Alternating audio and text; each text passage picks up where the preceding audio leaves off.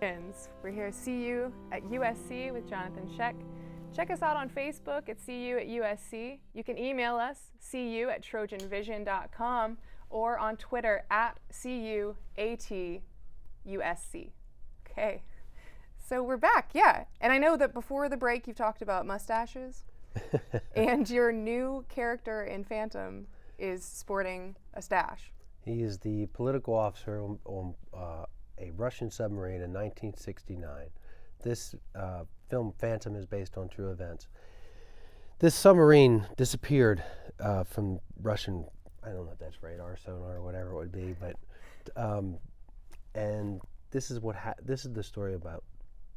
Well, this is the interpretation of what could have happened inside this submarine at that time.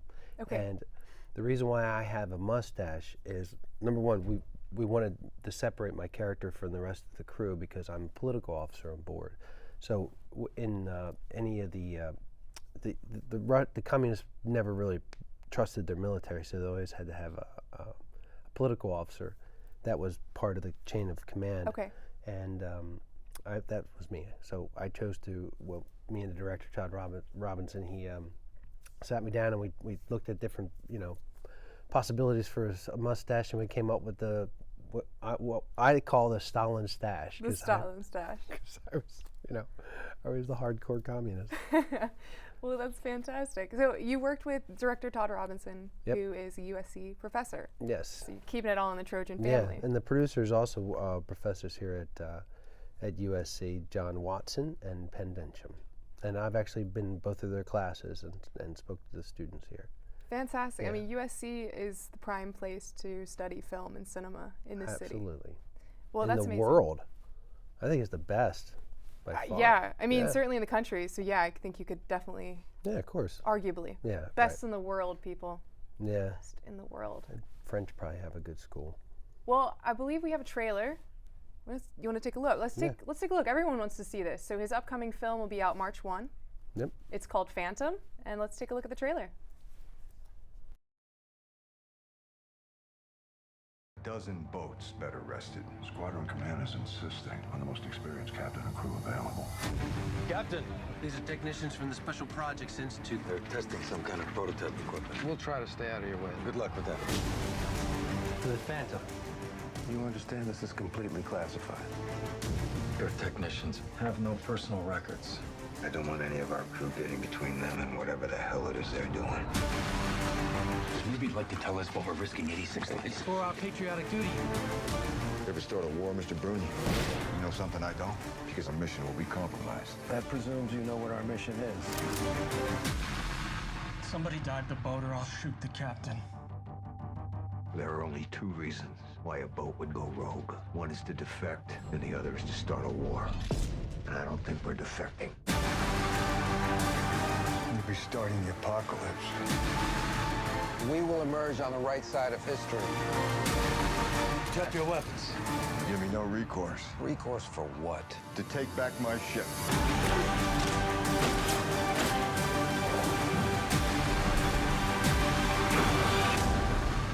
Engage the Phantom.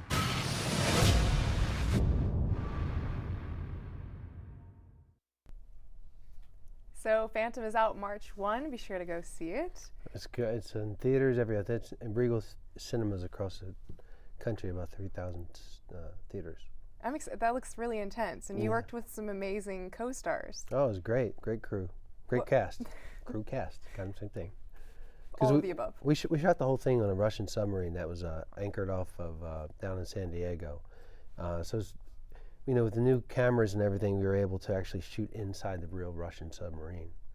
It's pretty amazing. Was it already anchored in San Diego, or they brought it in for the film? No, it was there already. One thing about when communism fell, they kind of sold everything, and so people down in San Diego bought a nuclear submarine.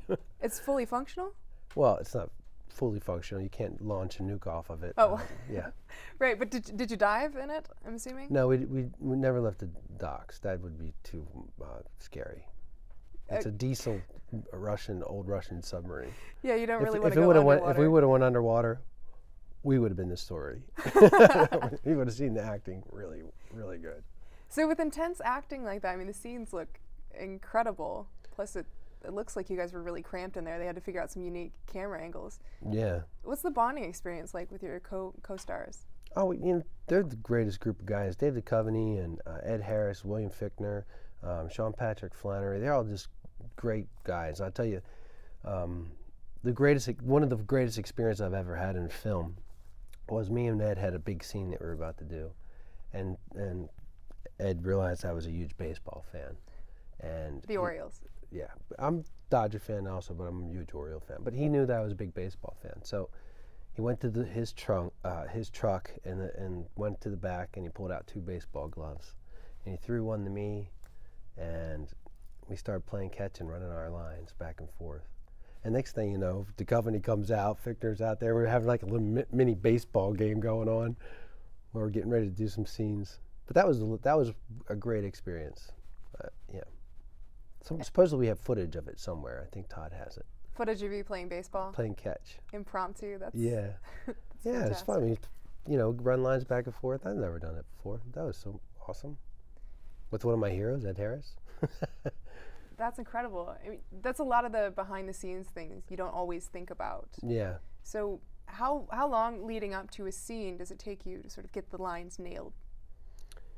Well, I know a lot of actors can really basically look down and kind of understand, but one of my problems is I'm dyslexic. I have reading comprehension dyslexia. So I have to look at scenes over and over and over again. I used to think I was artistic, so it was all good, but when I really started realizing that I wasn't getting the story across necessarily the best way, I started to have to work on my dyslexia in a way that I never had to before, which has led me onto, working with a lot of the school systems and the way they work with special ed students and everything like that.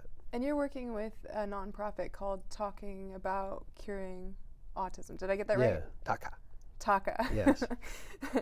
What led you there? Do you have a personal experience with autism? No, just TACA. The families of TACA. The parents are such warriors to fight for their children because you talk about an epidemic that's happening across this country, and autism is it. It's 1 in 88 children now. 1 out of every 88 children. That's incredible. Yeah, 1 out of 50. 1 out of, like in some states, is 1 out of every 35 boys. So what kind of work do you do, and what? So I'm not a doctor, I'm not anything, but I've just tried to bring as much awareness to autism and all the different facets of it. If you do have a child with autism, you should go to TACA, TACA. Mm-hmm.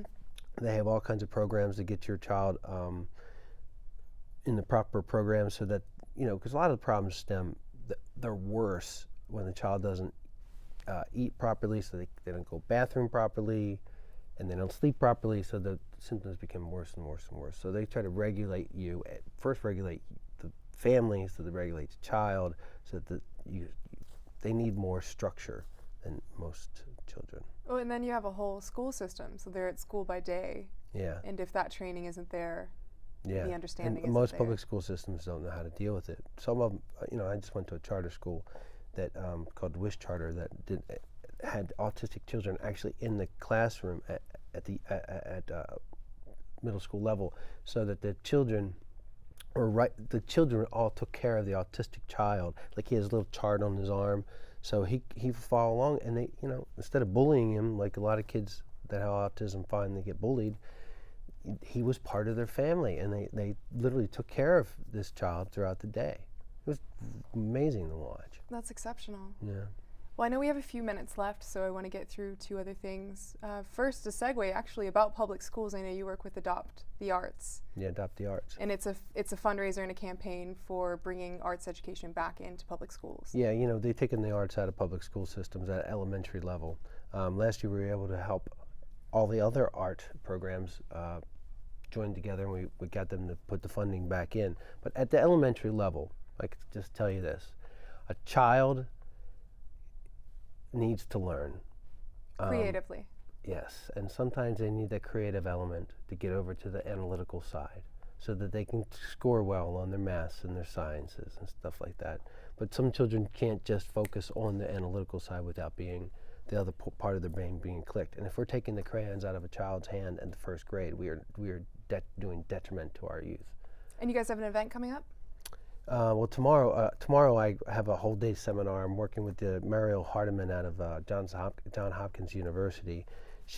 One thing I'm working on is the integration of the arts into the other disciplines. So, you remember Schoolhouse Rock? You know, I'm just a bill sitting here on the Capitol Hill. Well, one thing she's been able to do is incorporate like a rap song so that you learn your mathematics. You know, kids will engage in those kind of things as opposed to just taking a bubble test to tell you if you're smart or not. Fantastic. Well, I wish you the best with that. Thanks. And if you'd like to support, certainly go and look at Adopt the Arts. Google it, right? Or just come to Twitter at JOHNSCHAECH. That's me. Yeah, fantastic. Well, we have time for one last question. Okay. And I think it's a quick one. What advice would you give USC students if they are looking to start an acting career as successful as yours? Never quit. And if it doesn't work out the way that you think it should work out, try something else. Never quit. Never quit. All right, you guys heard it here first. This is See You at USC. It's been a wonderful show. Thank you. You're welcome. For coming on. And you can check us out weekdays at 6:30 only on Trojan Vision. We'll see you next time. Go Trojans. Woo, fight on. Thank you so much.